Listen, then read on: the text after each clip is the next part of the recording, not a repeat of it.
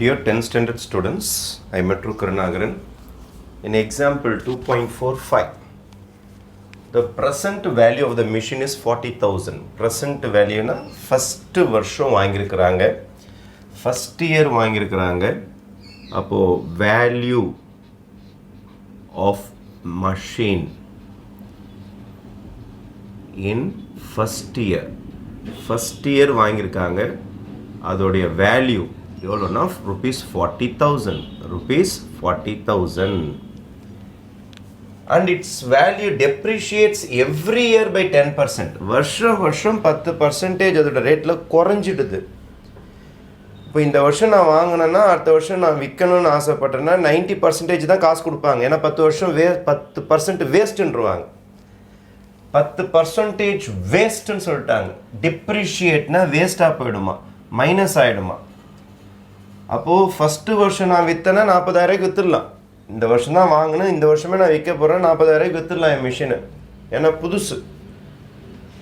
ஆனால் அடுத்த வருஷம் போயிடுச்சுன்னா value of machine in second year போயிட்டீங்கன்னு வச்சிங்களேன், ரெண்டாவது வருஷம் போயிட்டீங்க, செகண்ட் இயர் போயிட்டீங்க அப்படின்னா உங்களுக்கு 10% வேஸ்ட் ஆகிடுமா.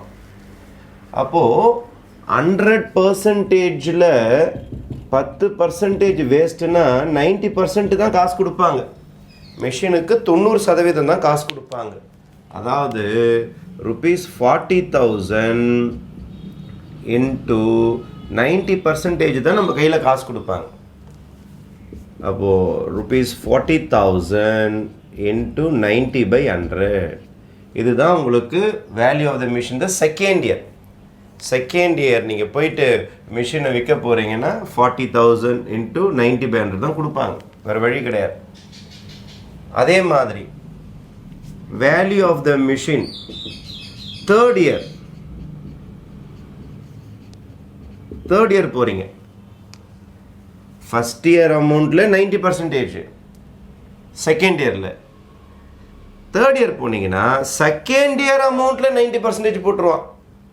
ஏன்னா இந்த ரேட்டுக்கு தான் 90% உங்களுக்கு காசு கையில் கிடைக்கும் விற்கணுன்னா. ஏன்னா டிப்ரிஷியேட் 10% போயிடுச்சு, திருப்பியும் 10% போகும். எதில்? இந்த ரேட்டில், செகண்ட் இயர் ரேட்டில். அதுதான் பெரிய பிரச்சனை. அப்போ 40,000 இன்ட்டு முன்னாடியே நமக்கு இதுதான் ஃபஸ்ட் இயரோட ரேட்டு, இது கூட இன்னொரு 90% போட்டுருவான். இப்போ நீங்கள் லேட்டாக மிஷினோட வேல்யூ சம்தியாக குறைஞ்சிக்கிட்டே போகும். ஃபஸ்ட்டு வருஷம் மிஷினை வாங்கி கையில் வச்சுருக்கிறீங்க, அப்படியே போய் விற்க போகிறீங்கன்னா வெறும் 40,000, அதில் எந்த பிரச்சனையும் கிடையாது. ரெண்டாவது வருஷம் போகிறீங்கன்னா ஃபஸ்ட் இயர் ரேட் என்ன இருக்குதோ அதுக்கு 90%. எப்படி சார் 90 வந்தது? 10% டெப்ரிசியேஷன் மைனஸ் பண்ணுறோம், 10% தேய்மானம்னு எடுத்துருவான். பொருள் யூஸ் பண்ணியிருப்பீங்கள்ல, அது பேர் தேய்மானம், டெப்ரிசியேஷன் எடுத்துருவான். அப்போ 90% தான் ரேட்டு கொடுப்பான். இப்போ 90% ஒரு 36,000 கையில் கொடுப்பான் வச்சுக்கலாம். 9 4 36, 36,000 கையில் கொடுப்பான். நீங்கள் திருப்பி போனீங்கன்னா, ஒரு வருஷம் தள்ளி போனீங்கன்னா, மூணாவது வருஷம் போனீங்கன்னா இந்த ரேட்டுக்கிட்ட போக மாட்டான். போன வருஷம் என்ன ரேட் இருந்ததோ அதில் 90% போடுவான், அப்போ என்ன ஆகும்னா 40,000 90/100 ஹோல் ஸ்கொயராக மாறிடும். இதே மாதிரி போய்கிட்டே இருக்கு இந்த some.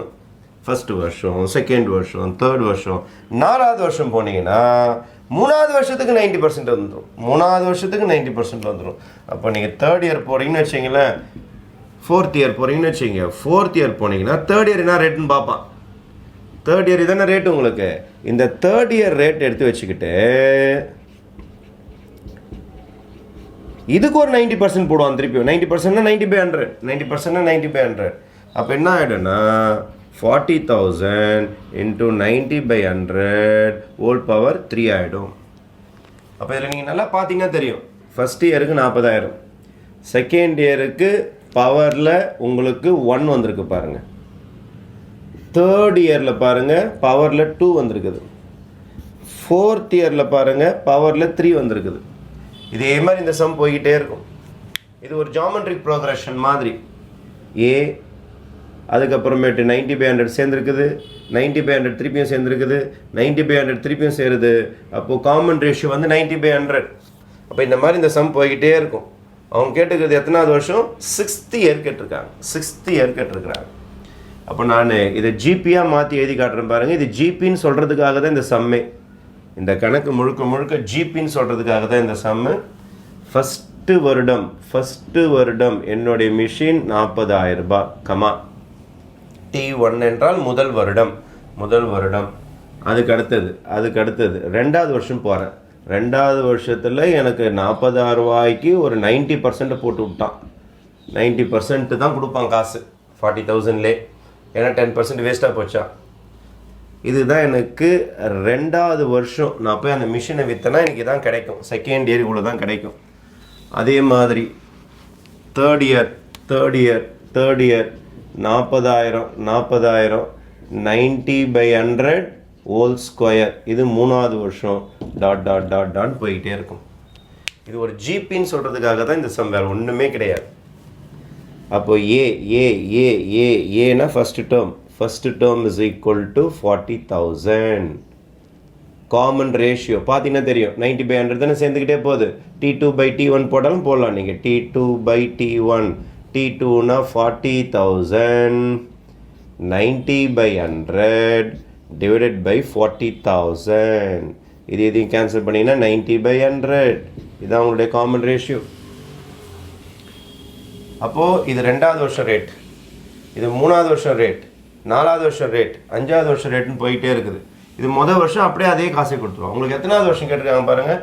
Estimate the value of the machine in 6 years. 6 yearsனா 6வது வருஷம் ரேட்டு கேட்டிருக்காங்க. 6வது வருஷம் போயிட்டு நீங்கள் 6th இயரில் போயிட்டு நீங்கள் இந்த மிஷின் விற்க போகிறீங்க அப்படின்னா T6 கண்டுபிடிக்க சொல்கிறாங்க. T6 கண்டுபிடிக்கிறதுக்கு ஃபார்முலா AR பவர் 6 - 1. ஏன் சார்? ஏன்னா TN ஃபார்முலா என்னது உங்களுக்கு? AR பவர் n - 1 தானே. TN is equal to AR power n - 1. T6 is equal to AR power 6 - 1. ஏன்னா R வந்து உங்களுக்கு n வந்து 6, 6வது வருஷம். அப்போ AR பவர் 5. ஃபைன். நம்மக்கிட்ட A இருக்கா பாருங்கள். A வந்து 40,000. ஃபஸ்ட்டு டேர்ம் தான் A உங்களுக்கு 40,000. R தான் கண்டுபிடிச்சி வச்சுக்கிறீங்களே. 90/100 எத்தனை வாட்டி போடணும்பா? 5 டைம்ஸ் போடணும். இப்போ 90/100 90/100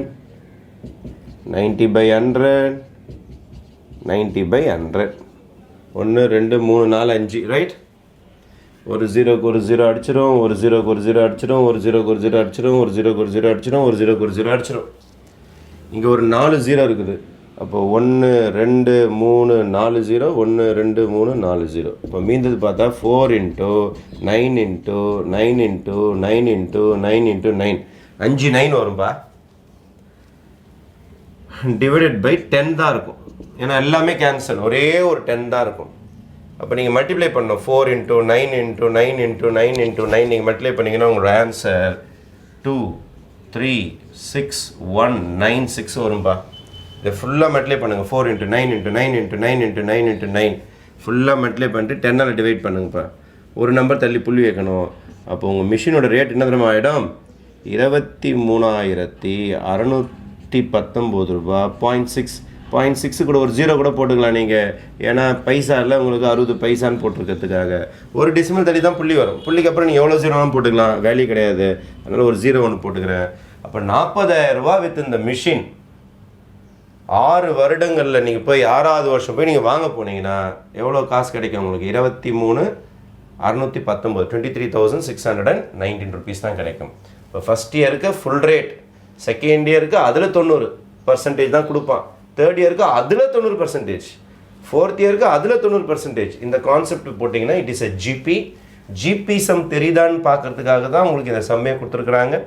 அதனால் ஏ யார், ஆர் யார், TN formula general term formula எழுதிட்டு T6னா AR பவர் n - 1 சப்ஸ்டிட் பண்ணிங்கன்னா உங்களுக்கு மிஷினோட ரேட்டு 23,619 ரூபா 60 பைசா கிடச்சிரும். ஓகேவா? அந்த கீழே போட்ட 10 உங்களுக்கு விசிபிள் இல்லைன்னா ஒரு வாட்டி பார்த்துங்க. கீழே ஒரு 10 ஒன்று வரும், உங்களுக்கு எல்லாமே கேன்சல் ஆகிட்டு அதனால் ஒரு டெசிமல் தள்ளி புள்ளி வரும். ஓகே, 23,619.60 பைசே. தேங்க்யூ.